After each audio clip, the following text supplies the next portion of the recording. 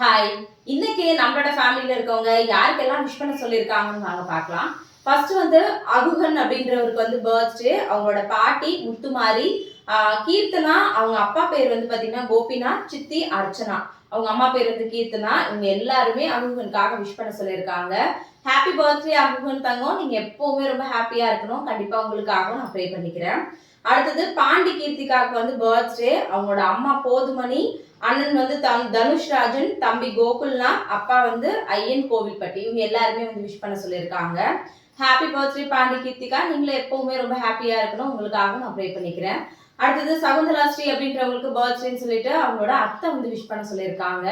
Happy birthday Shakuntala Sri. நீங்களும் எப்பவுமே ரொம்ப ஹாப்பியா இருக்கணும். கண்டிப்பா உங்களுக்காக நான் ப்ரே பண்ணிக்கிறேன்.